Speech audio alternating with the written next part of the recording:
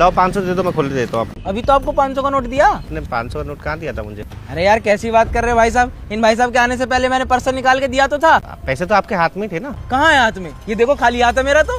Purse में देख लो भाई साहब, पर्स में रख लिए होंगे आपने। मैंने बोला कि जब मैं पर्स में से निकाल के दिए पैसे तो ये देखो खाली पड़ा है पर्स। हाँ क्या सोच रहा है तू?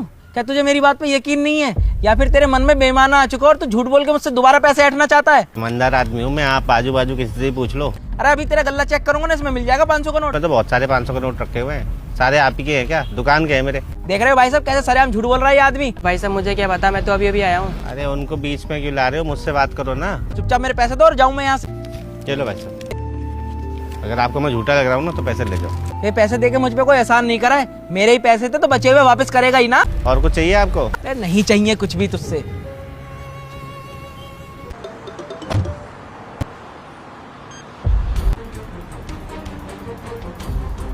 पैसे तो आपके हाथ में थे ना।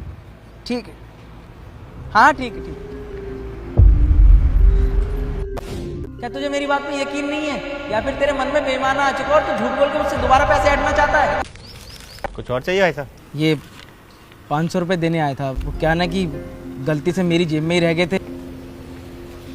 कोई बात नहीं भाई साहब, हो जाता है कभी कभी। अगर मैं आपकी जगह होता ना तो अपने हक के लिए लड़ाई कर लेता, लेकिन आपने कुछ भी नहीं बोला मुझे। सच बताऊं भाई साहब, मुझे याद भी नहीं था कि आपने मुझे पैसे दिए कि नहीं दिए। फिर आपका विश्वास देखकर मैंने आपको पैसे वापस करना ही सही समझा। वैसे ही मेरे पिताजी कहते थे कि जो हमारी किस्मत का होता है ना, वो कहीं ना कहीं से घूम फिर के वापस आ ही जाता है। जैसे ये आ गए। और अगर मैंने किसी का हक खाया होगा ना, किसी की किस्मत का खाया होगा, तो मैं कितना ही बचा लूँ, किसी ना किसी रास्ते से निकल ही जाएगा।